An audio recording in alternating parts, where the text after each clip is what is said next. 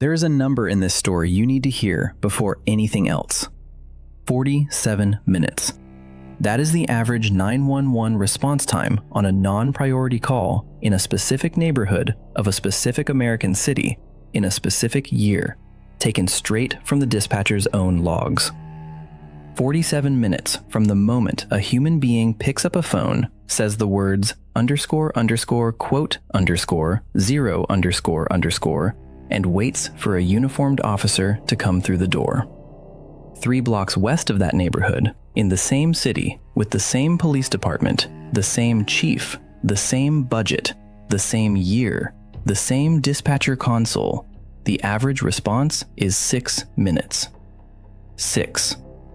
47 and 6. Same flag on the wall, same taxes, same emergency number printed on the back of every school binder in the district. You think that's an accident? You think that's a glitch? You think a police department wakes up one morning and randomly forgets which streets exist? No, this is not a malfunction. This is the system working exactly the way it was designed to work. And tonight, Report State is going to walk you through 10 of these places. Not opinions, not vibes, not quote one the way real estate agents whisper about them at open houses. Documented, FOIA released, DOJ investigated, newspaper confirmed. 10 zones in this country where, when night falls, the patrol car is somewhere else, and everyone, the residents, the dispatcher, the council, the chief, knows it. I want you to picture something for a second. Picture a city map. Picture a clean, glossy, full-color city map of any American metropolitan area, the kind a tourist would pick up at the airport. Now imagine someone took a red marker and drew a line down the middle of it. On one side of that line, the response time is 6 minutes. On the other side, it climbs. 12, 18, 30. In some places, by 2 a.m., it is over an hour for anything that isn't actively a homicide in progress. That red line is not on the official map. Nobody hands it to you at the airport, but it exists. And if you live on the wrong side of it, you have known about it your entire life. This is America. The America you don't see on the postcards. Not the skyline, not the diner, not the friendly cop waving at the parade. The other America. The America where the dispatcher, on the recorded line, is sometimes trained to say a sentence that should never exist in a country with a functional state. The sentence is __, quote _2 _. That sentence is real. It has been documented. It has been transcribed in journalism. And we are going to get to the city where dispatchers say that sentence often enough that residents have memorized it. We are counting down from number 10 to number 1. And number 1 is not a neighborhood. Number 1 is an entire state capital. A capital city of an American state in 2024, where on certain nights, one single patrol car was responsible for a sector larger than some European cities. Population 145,000 people. The seat of state government. 47% of the police department understaffed. More than 300 sworn officers short of full strength at the peak of the crisis. Calls held for over an hour as a routine occurrence. We will get there. I will name the city. I will give you the numbers. I will tell you who runs it and what they tried and what worked and what did not work. Memphis and Baltimore and Oakland are not the villains here. Many of them are doing the impossible job of being the only patrol car in a sector designed for 4. The villain in this story, if there is one, is the structure, the decision, the line on the map. The city council vote in 2019 that nobody televised. The federal consent decree that got signed and then forgotten. The budget meeting where someone said, quote, 3, quote. The slow, quiet, bureaucratic, paperwork-driven, perfectly legal mechanism by which an American neighborhood gets removed from the protection of the state without anyone ever using the word __, quote _4 _. That is the villain. That is the line. So before you skip ahead, before you click off thinking you know how this ends, I want you to hit subscribe. not because the algorithm thinks you left. Hit subscribe because the next episode in this series is the only thing scarier than this one. It's about the moment you realize the police are one number, the ambulance is another, and in some of these same zip codes, neither of them is coming. Subscribe, so when that one drops, you don't miss it. And hit the like, because if this video performs, the platform pushes it to people who live on the wrong side of the line and don't know yet that they are not imagining it. The numbers are real, the map is real, and the silence around it is the loudest sound in this country. Let's break it down. Number 10, Albuquerque, New Mexico, the Southeast Heights. The locals call it __quote_5__. That is not a slur from outsiders. That is the nickname residents themselves use in city council meetings on the public record. It is in the minutes. The war zone runs roughly along Central Avenue east of San Mateo, a stretch of old motels, gas stations, used car lots, payday loan storefronts, and apartment complexes that the federal government investigated in 2014 because the Albuquerque Police Department had a problem so big the United States Department of Justice walked into the city and put it on paper. The Department of Justice investigation, released April 10, 2014, did not stutter. It documented patterns of excessive force. It documented patterns of failed accountability. It documented a department that, in the words of the federal report, was struggling to maintain constitutional policing. That report did not just hover over the SWAT team or the brass. It hovered over the patrol level. It hovered over the question of who gets a patrol car and who does not. And in the years after that investigation, the response data the city itself releases through its own open data portals shows a fault line running right through the Southeast Heights. Picture this. It is a Tuesday at 1 in the morning. The streetlights on Central are mostly working. Mostly. The sodium vapor glow makes everything look the color of a healing bruise. A woman calls 911 from a second-floor apartment to report someone trying to force the door. The dispatcher takes the call. Priority is assessed. The call is logged. And then it sits. In that part of the city, on that kind of night, on that priority level, the average wait that the city's own data has shown for a patrol unit to arrive has run well above the same metric for the foothills and the Northeast Heights, sometimes by a factor of 2 or 3. The math on paper is plain. And what does the city say? On paper, the city says staffing. On paper, the city says deployment models. On paper, the city says that priority 1 calls, actively in progress, weapons present, get the same response everywhere. Maybe that is even true. But the world doesn't run on priority 1 calls. The world runs on priority 2 and priority 3. The break-in that hasn't escalated yet, the shouting in the parking lot, the car that didn't stop at the light. Those are the calls that build a neighborhood's trust in the police. And those are the calls where, in the war zone, the wait stretches. A resident, in a public comment to the city council a few years ago, and this is the kind of thing that gets quoted in local press and in the Albuquerque Journal, said something that I have heard, in different words, from every single one of these neighborhoods. He said, "I stopped calling. After a while, you just stop calling, because you know how it ends." That is not a man giving up on safety. That is a man giving up on a phone number. Comedic side note, because we have to breathe between paragraphs in this video or your blood pressure will hit the ceiling. Albuquerque has a 311 line for non-emergency complaints, potholes, graffiti, things like that. Some residents in the war zone have joked, on Reddit, that 311 sometimes gets them a faster city response than 911 does. They are joking, but they are also not. When your pothole gets a faster government response than your front door, something in the architecture of the state has gone sideways. Number 10 on this list. The Southeast Heights of Albuquerque, the war zone. A neighborhood that the federal government already wrote about in a report that you can download right now, today, from the Department of Justice website. And if you think this one is the bad one, if you think this is where the line on the map looks ugliest, wait until you hear what's happening 800 miles east, in a city where the police department is so overstretched that the dispatcher has to triage by the hour. Number 9. Memphis, Tennessee. Fraser. Bluff City forgotten. There is a neighborhood in North Memphis called Fraser that should be a case study in every public administration program in the country.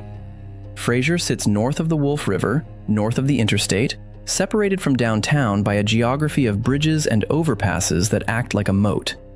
It has its own high school, its own traditions, its own churches, its own pride. It also has, by every available metric, response times for non-priority calls that would shock the suburban resident south of Poplar Avenue. The Memphis Police Department has been in a staffing crisis for years. This is not report state conjecture. This is on the record in the Commercial Appeal. This is on the record in the Daily Memphian. This is on the record in City Council testimony, in budget hearings, in the police department's own annual reports. MPD has been below authorized strength for a long time, and when a department is short, somebody, somewhere, in some office, decides where the remaining patrol cars go. They are not going to Fraser at 2 a.m. They are going where the volume of calls is most concentrated, which usually means the corridors that produce the most public attention. Here is the data block. Memphis as a whole has historically had emergency response times that exceed the national average for cities of comparable size. Fraser, within Memphis, has historically had response times that exceed Memphis as a whole. The numbers compound. A resident in Fraser is, in effect, calling for help twice, once into a slow city and once again into a slow district within that slow city. What nobody tells you is this. The reason for the gap is rarely a single decision. It is rarely a memo that says, "Patrol Fraser less." That memo does not exist because nobody is dumb enough to write it. The reason for the gap is operational. Officers are deployed by call volume. High call volume zones get more cars. Low call volume zones, and Fraser, despite the public perception, has long stretches of relatively low call volume punctuated by spikes, get fewer. So a quiet Tuesday at midnight in Fraser, when one woman calls about a prowler in her backyard, gets the leftover unit, the backup unit, the one returning from a different sector. And that is how a 45-minute response time happens to a single mother in North Memphis who pays the same property tax rate as someone in Cordova. Picture this. You are sitting in your kitchen at 1 in the morning. Your dog is barking at the back door. You see a flashlight in your yard. You call 911. The dispatcher takes your information. The dispatcher tells you a unit will respond. You sit at the kitchen table, in the dark, with the phone in your hand, listening to the dog. The minutes go by. The flashlight is gone now. The dog has stopped barking. You don't know if you scared the person away or if the person is now inside your house. At minute 40, headlights pull up. By then, whatever was going to happen, happened or didn't happen, on its own, with no help from the state. A Fraser resident wrote in a comment thread on a local Memphis news site some years back, "We have policed ourselves up here for 30 years. The only people surprised that we have to are the people downtown." That sentence is the entire story. 30 years. 3 decades of a neighborhood that figured out that the response was going to be slow and adapted, the way humans always adapt, by building informal networks, by relying on neighbors, by buying dogs, by changing routines. Sarcastic aside, Memphis has world-class barbecue, world-class music, a downtown bouncing back, a riverfront park I personally would put up against any in the South, and a tourism budget for selling all of that to outsiders. But none of that budget shows up in Fraser's 911 logs. The riverfront park gets a patrol car in 5 minutes. The cul-de-sac off Whitney Avenue, the one with the broken streetlight that the city has been promising to fix since the second Obama administration, does not. If you think Memphis is rough, wait until you hear the next one, because the next city has an actual line drawn on an actual map that everyone in town knows about and nobody official will admit exists. Number 8, St. Louis, Missouri. North City, the dividing line. There is a road in St. Louis called Del Mar Boulevard. Look it up tonight. Type __quote_9__ into any search engine and you will find dozens of articles, academic papers, NPR features, BBC mini-documentaries, and PhD dissertations about a single street that functions as one of the most famous racial and economic boundaries in the United States. North of Del Mar, the old North City, is one America. South of Del Mar is another. Same city, same mayor, same police chief. Two completely different relationships with the state. The St. Louis Metropolitan Police Department has been the subject of investigative reporting on response times for years. The St. Louis Post-Dispatch ran a series in 2022 examining 911 response data across the city, and the pattern was not subtle. Neighborhoods north of Del Mar, areas like Walnut Park, Baden, Wells Goodfellow, Jeff Vanderloo, consistently registered slower average response times for non-priority calls than neighborhoods to the south. We're talking about gaps of double digits in minutes, on average, in a city where every neighborhood pays into the same general fund. Here is the data you need to remember. St. Louis citywide has, in recent years, struggled with one of the highest violent crime rates among large American cities. The police department has been chronically understaffed. The city's population has been shrinking for decades. So already, you are starting from a base where every patrol car is doing more work than a patrol car in a similar-sized, growing city would have to do. Now layer the geographic distribution on top. North City, the part where, historically, redlining concentrated black residents through the 20th century, where property values cratered after the white flight of the 1960s and 70s, where entire blocks now have more vacant lots than occupied homes, North City absorbs a disproportionate share of the calls and a disproportionate share of the weight. Here is the twist. What nobody tells you is that the response gap in St. Louis is not just about staffing, it is about structure. The city of St. Louis is unusual. It is an independent city, separate from any county, with a tax base that has been hollowing out for 60 years. The suburbs around it grew rich. The city itself shrunk. The police department's funding tracked that shrinkage. So when you hear, quote, 10, you are also hearing a sentence about decades of metropolitan disinvestment, about the way white flight took the tax base out of the city limits, about a state government that never moved to consolidate jurisdictions, about a federal policy that subsidized suburban expansion. The 40-minute wait in Walnut Park is not just a police problem. It is a 100-year problem with a uniform on it. A North City resident, quoted in the Post-Dispatch series, said something I cannot stop thinking about. She said, quote, 11. That is the most reasonable sentence ever spoken by a citizen to a government, and it is the one this city has been failing to honor for half a century. Picture this. You are standing on Del Mar Boulevard. You take one step south.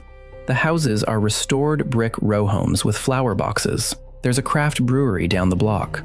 The patrol cars cruise by every 20 minutes. You take one step north.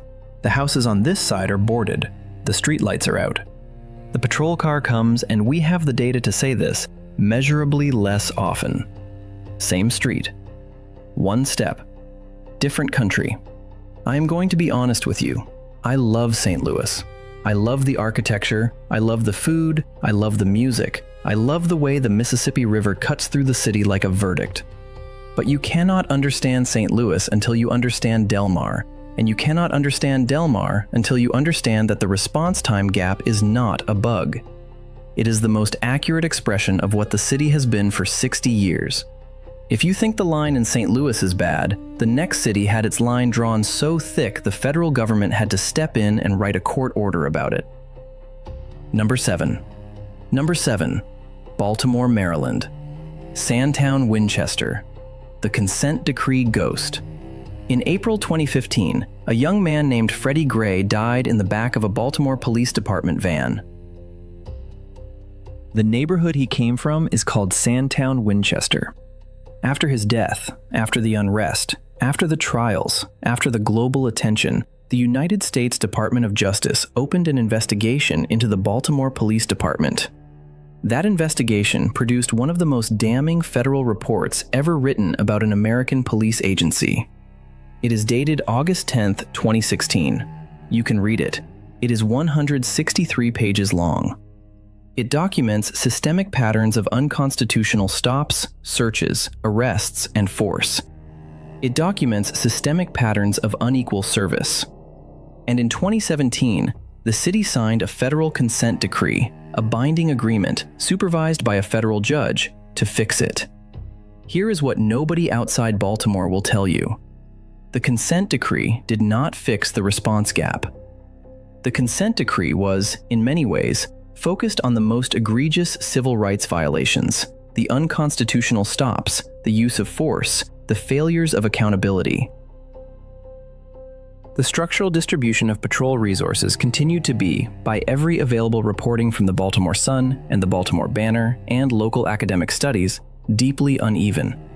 Sandtown, Winchester, the neighborhood at the heart of the Freddie Gray story, the neighborhood that was supposed to be the canary that changed the whole mine, continued to have response times for non-priority calls that exceeded the city average.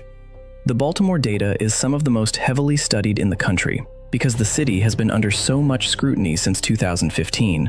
Researchers at Johns Hopkins, at the University of Maryland, at independent institutes, all of them have documented that the call-response gap between Baltimore's wealthier neighborhoods and its historically disinvested neighborhoods has not closed at the rate the consent decree implied it should. The Federal Monitor's reports, which are public, have flagged this repeatedly. Picture this. Emergency response times in the city reached 58 minutes, almost an hour, for an emergency.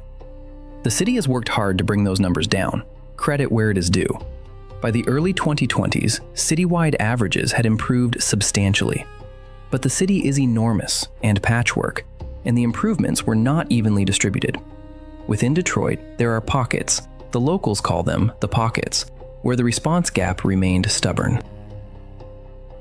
Often, these are the neighborhoods on the city's outer edges, blocks away from a closed precinct. Areas where the housing stock has thinned out, where there are more vacant lots than occupied homes, where the streetlights work intermittently, where one patrol car at 2 a.m. is responsible for a square mileage that would, in a denser city, have 4 or 5 units assigned to it. Picture this. You live on a street in Detroit where your house is one of 3 still standing on the block. The other lots are grass and concrete slabs and the occasional skeleton of a foundation. You hear a car door. You hear footsteps. You call 911. The dispatcher takes your call. The patrol car is, geographically, not that far away, but the patrol car is responsible for a sector that is enormous because the population is sparse, and the call ahead of yours is taking time. So you wait. You watch the street through the blinds. The car shows up when it shows up. A Detroit resident wrote, in a comment on a local news site some years ago, quote 13, that sentence, quote 14, is the unofficial motto of more American neighborhoods than any politician will admit. Sarcastic aside, Detroit has had one of the most remarkable downtown comebacks of any American city in the last 15 years. The riverfront is genuinely beautiful. The new arena is genuinely impressive. Campus Martius at Christmas is genuinely magical. None of that comeback shows up in the response data on the outer streets. The downtown got a patrol car. The pockets got a hashtag. If Detroit's gap is the math of depopulation, the next city's gap is the math of an actually closed precinct, a building, a station, a structure of state authority that the city decided, on the record, to lock the door of. Number 4. Number 4. Birmingham, Alabama. Ensley, the closed precinct. There is a neighborhood on Birmingham's west side called Ensley. Ensley used to be its own city before it was annexed into Birmingham in 1910. It was built around steel. Tennessee Coal, Iron, and Railroad Company built a massive steelworks there at the turn of the 20th century, and Ensley was a working-class community of steelworkers, both black and white, with all the segregation and tension that implies for an Alabama industrial town in that era. The steelworks closed in stages through the 1970s. The neighborhood went into the slow, grinding decline that hollows out so many former industrial American communities. By the early 2000s, Ensley was a textbook case of post-industrial American disinvestment. The Birmingham Police Department, like every department in this list, has been through staffing struggles. AL.com has reported on the department's vacancies, its overtime budget, its turnover. And in the 2000s, the city consolidated some of its precinct infrastructure, closing or downgrading some of its substations and reorganizing patrol coverage. Ensley felt that consolidation acutely. A neighborhood that had previously had a more visible police presence found itself, in the years after, served from a more distant base of operations. The commute time for the patrol car increased. The commute time for the patrol car is, mathematically, the floor of the response time. You cannot respond faster than your patrol car can drive. Here is the data block. Birmingham as a whole has had one of the higher per capita violent crime rates among American cities of its size. The police department has run below authorized strength for years. Within the city, Ensley and adjacent West Side neighborhoods have consistently registered higher response times than the over-the-mountain communities of Mountain Brook and Vestavia Hills, which are, in fact, separate municipalities with their own police departments. But the comparison is what residents make in their heads, every day, every time they hear the contrast. Here is what nobody outside Birmingham tells you. When a precinct closes, or when a substation is downgraded, the neighborhood loses something more than a building. It loses the symbolic anchor of state presence.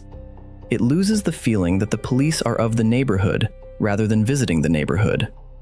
That is not a number you can put in a budget, but it shows up in everything from cooperation rates to clearance rates to the willingness of residents to call 911 in the first place. A closed precinct is a message. The message is, this neighborhood is no longer a primary location for the apparatus of public safety. Picture this. You stand on the sidewalk in front of the old Ensley precinct building. The building is still there. It is locked. There are weeds in the parking lot. There is a faded sign. There is, and this is the detail that I cannot get out of my head, a community bulletin board still bolted to the brick wall, with notices from years ago still pinned under cracked plastic. That bulletin board was, at some point, where the neighborhood and the state met to talk to each other. The bulletin board is empty now. The neighborhood is still here. The state is somewhere else.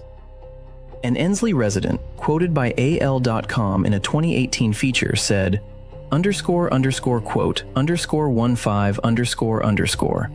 That is the difference between bureaucratic truth and lived truth, expressed perfectly in 2 sentences by a person who pays property taxes in Jefferson County, Alabama. If a closed precinct sounds like a paperwork decision, the next city's gap is the legacy of a single neighborhood that went up in flames in 1966 and, in some real way, never fully came back down.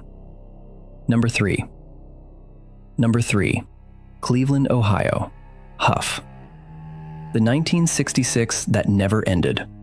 In July 1966, the Huff neighborhood of Cleveland, pronounced Huff for the out-of-towners, exploded into civil unrest after a white bar owner allegedly refused service to a black customer and posted a sign saying so. The unrest lasted for days. 4 people died. Buildings burned. The National Guard came in. The neighborhood, which had been a thriving working-class community in earlier decades, was already in decline due to redlining, white flight, and disinvestment, and the events of 1966 accelerated all of it. The decades that followed were a slow, grinding hollowing out. Factory closures, housing abandonment, drug trade entrenchment, and a steady decline in the visible presence of the state in any form except, occasionally, the police. The Cleveland Division of Police has been through its own federal scrutiny. The Department of Justice opened an investigation in 2013, and in 2015, the city entered into a consent decree following findings of patterns of excessive force. That consent decree, like Baltimore's, focused largely on use of force and accountability, not on the structural distribution of response times. The Plain Dealer and Cleveland.com have, over the years, reported on the gap between response times in different parts of the city. The pattern, as in every other city on this list, will not surprise you. Here is the data. Cleveland, in the 2000s and into the 2020s, has had average emergency response times that compare poorly to peer cities. Within Cleveland, the East Side neighborhoods, Huff, Glenville, Buckeye Shaker, parts of Slavic Village, have absorbed longer waits than the West Side neighborhoods or the downtown core. We are talking, on non-priority calls in some periods, about waits stretching past 40 minutes routinely. What nobody tells you is that the line in Cleveland was drawn before any current police chief was born. The line was drawn by 1930s redlining maps, by 1950s freeway construction that carved through black neighborhoods, by 1960s urban renewal programs that called themselves, quote, 17 and functioned as removal, by 1970s white flight, by 1980s deindustrialization, by 1990s federal welfare reform, by 2000s subprime lending. By the time the response time data started being collected systematically, the line was already so old that it looked like geography. It is not geography. It is layered policy, and the response time is just the latest sediment. Picture this. You are standing on Huff Avenue at midnight.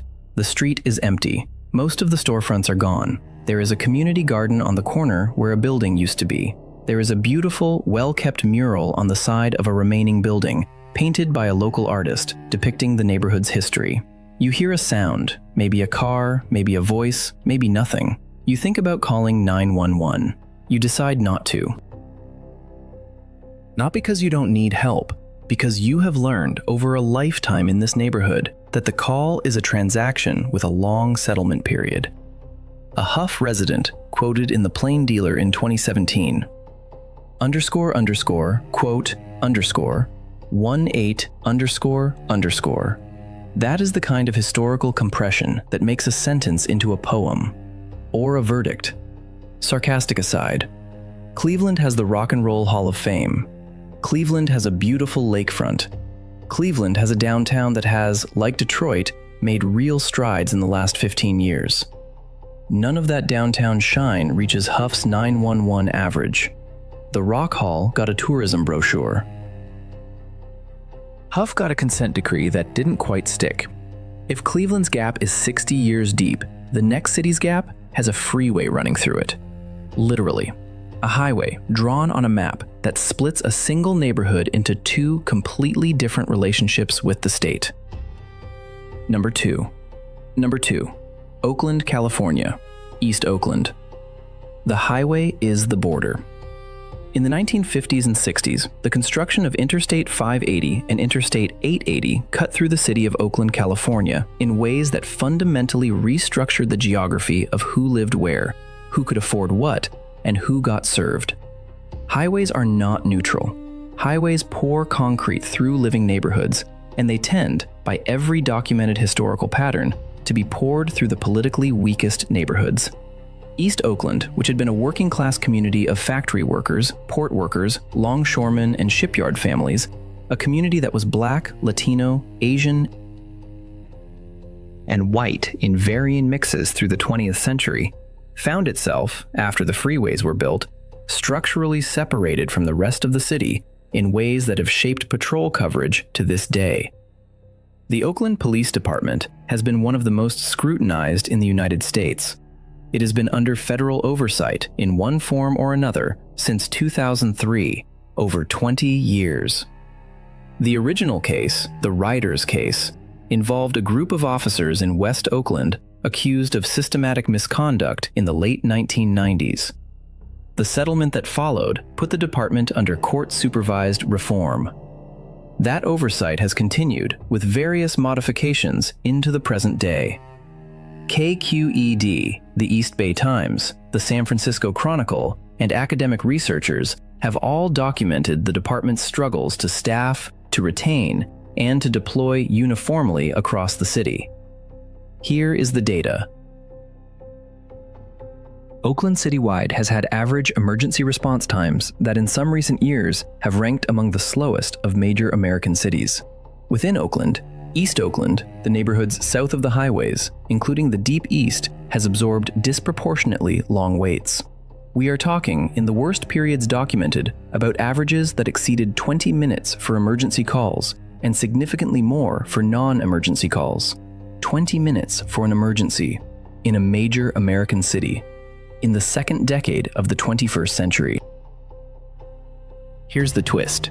East Oakland is, in many ways, more residential, more family-oriented, and demographically more stable than its reputation in outside media suggests. It is full of working families, churches, and grandmothers, and small businesses that have hung on through 5 decades of municipal turbulence. The reputation that has been built around East Oakland in the national media, the reputation of universal danger, does the neighborhood a disservice and obscures the actual structural problem, which is that the police department, by every available measure, has not been resourced or organized to deliver the same quality of response south of the freeways as it does north of them. Here's the twist. Oakland is, by any honest reckoning, one of the most progressive cities in America in terms of stated policy. It has elected progressive mayors. It has elected progressive district attorneys. It has had police commissions, civilian oversight boards, federal monitors, blue ribbon panels, community task forces, and academic studies coming out of every available university in the Bay Area. And still, the response time map of Oakland looks like the response time map of every other city on this list, which tells you something important.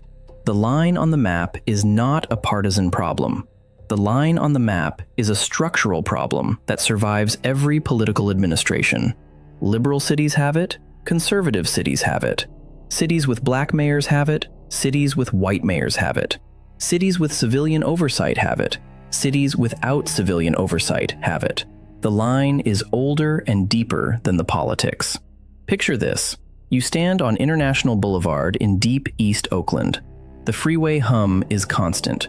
You hear it under everything. The streetlights are doing their best. The taquerias are closing. A young woman is walking home from a closing shift. A car follows her for a block. She calls 911. The dispatcher takes the call. She runs. By the time she gets home, she has hung up. The patrol car is, somewhere, on its way. The freeway hum continues. That hum, that infrastructural hum, is the sound of the line. An East Oakland resident posting in a community forum, "We have been Oakland's heart and Oakland's afterthought at the same time for 50 years. Both are true. Both are true." That sentence should be on the seal of half the neighborhoods in this video. Comedic side note.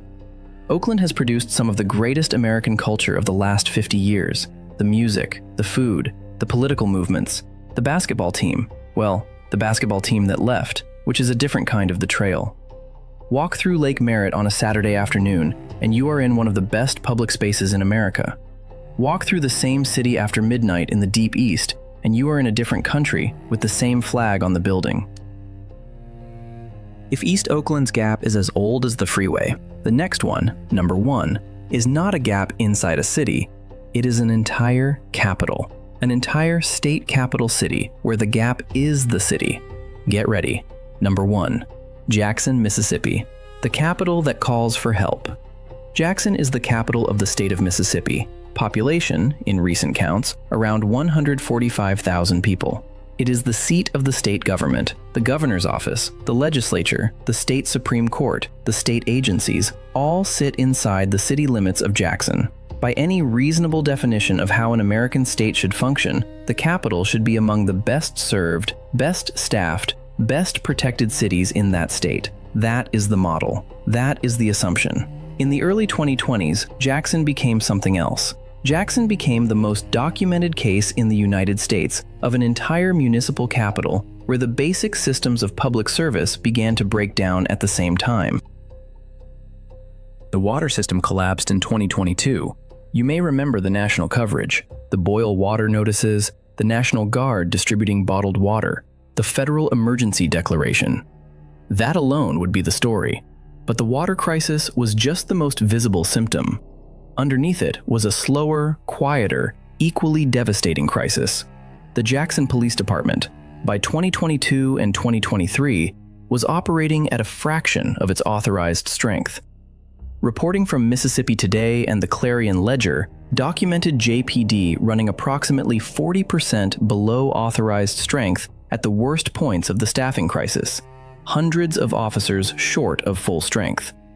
40% short, in a state capital, in an American state, in the third decade of the 21st century. When a department is 40% understaffed, every shift becomes an exercise in triage. There were nights, documented in local journalism, confirmed in city council testimony, referenced by the chief himself in public statements, when a single patrol car was responsible for an entire sector of the city. Single patrol car. For a sector. In a state capital of 145,000 residents. Here's the data. JPD response times in 2023 and 2024 for non-priority calls regularly exceeded an hour. Calls held for, meaning logged in the dispatch system but not yet assigned to a unit, would stack for hours during overnight shifts. Residents in many parts of Jackson, particularly south and west of downtown, reported on the public record that they had stopped calling 911 for anything short of an act of assault because they had learned, through repeated experience, that the response would not arrive in any time frame relevant to the incident. The state government, sitting inside the same city limits, had its own Capitol Police force expanded to cover certain districts, which produced its own controversy, its own legal challenges, its own debates about whether expanding state policing inside a majority black municipal capital was a solution or a deepening of the problem. And that is the part that makes Jackson the #1 on this list. It is not just that the response time is long. The response time is long in 9 other places we have already discussed. The reason Jackson is #1 is the scale and the visibility of what it represents. This is not a forgotten neighborhood inside a functioning city. This is an entire functioning city that has been forgotten by the state it serves as the capital of. The state of Mississippi has a capital where, in 2024, the dispatcher might say, "We may not be able to send anyone tonight." Not as a slip, not as an aberration, but as a statistical reality multiple times per week.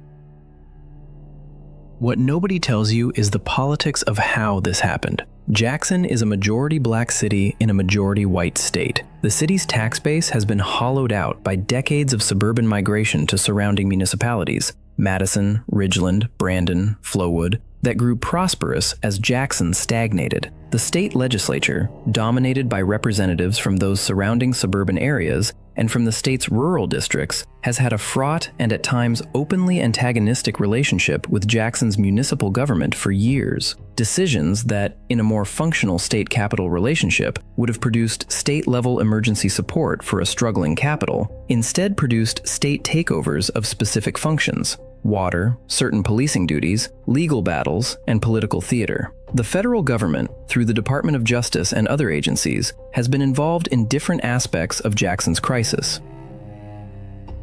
The result, on the ground, is that a citizen of Jackson dialing 911 in 2024 was dialing into a system that was, structurally, not equipped to respond. Picture this. It is 2 a.m. in Jackson, Mississippi. You are in your house, on a side street, in a neighborhood you have lived in for 30 years. You hear the unmistakable sound of a window breaking somewhere on your block. You pick up the phone. You dial 911. The dispatcher answers, and this part I want you to hear, because this is documented in the journalism. The dispatcher takes your call. The dispatcher is professional. The dispatcher is trained. The dispatcher is doing everything she can. And the dispatcher tells you that all units are currently assigned. The dispatcher tells you that your call has been logged. The dispatcher tells you that a unit will respond as soon as one becomes available. You ask, reasonably, how long? The dispatcher cannot tell you. The dispatcher does not know. Because the dispatcher is staring at a screen with a queue of calls that is longer than the number of available officers, and the queue is moving slower than the calls are coming in. So you sit, you wait, You watch the street through your blinds. You think about whether your neighbor heard the window. You think about whether the noise has stopped. You think about how to handle this on your own. Because the city you live in, the capital of your state, does not, in this moment, have the resources to come help you.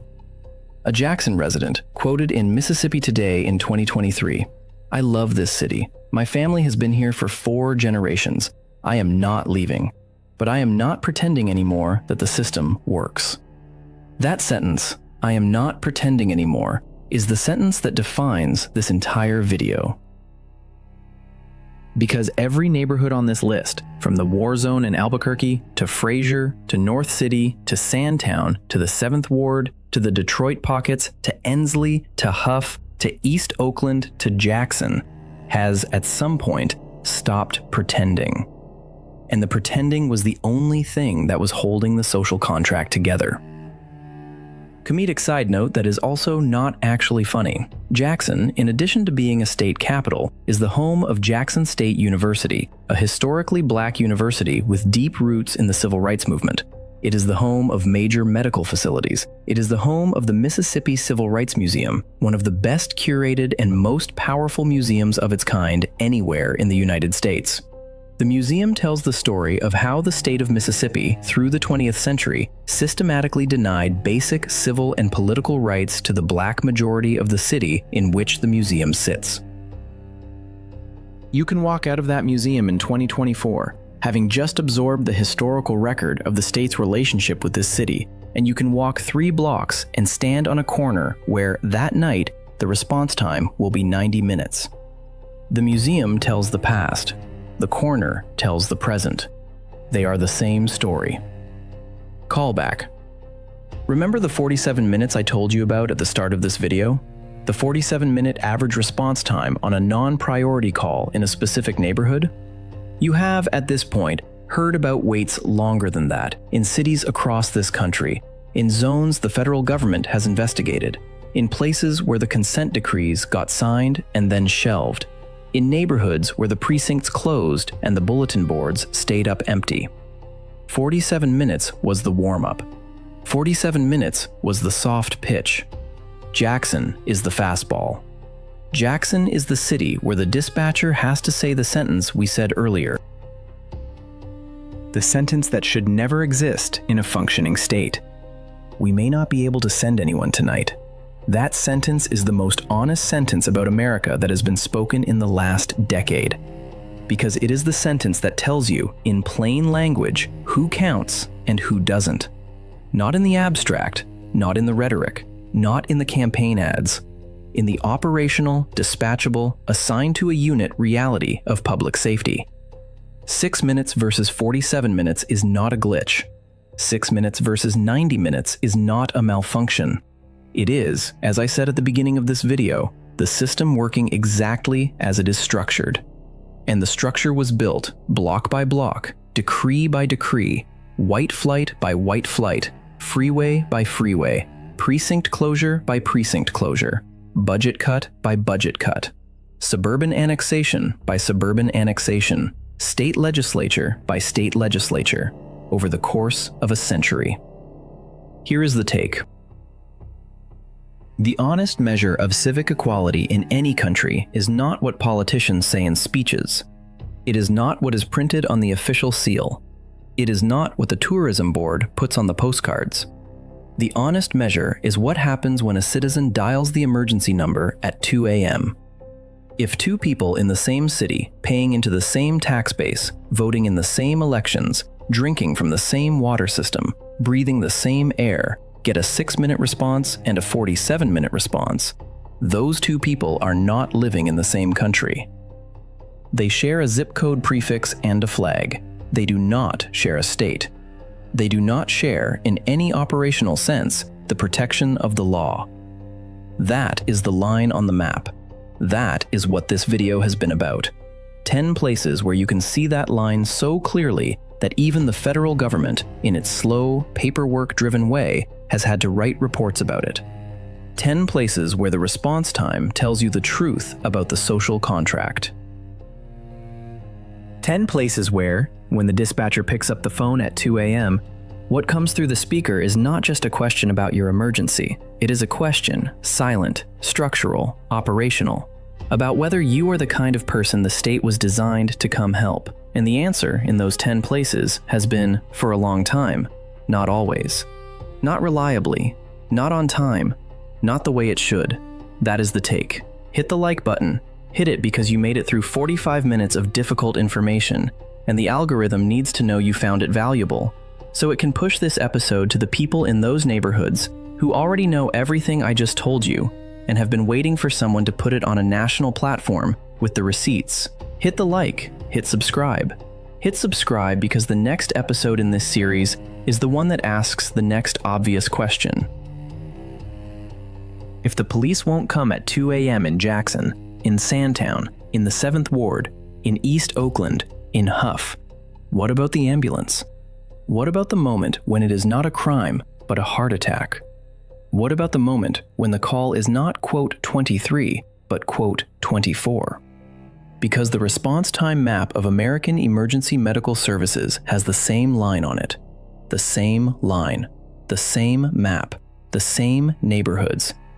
And the consequences of that line, when measured in heart attacks and strokes and overdoses and births, are even more brutal than the consequences of the police line.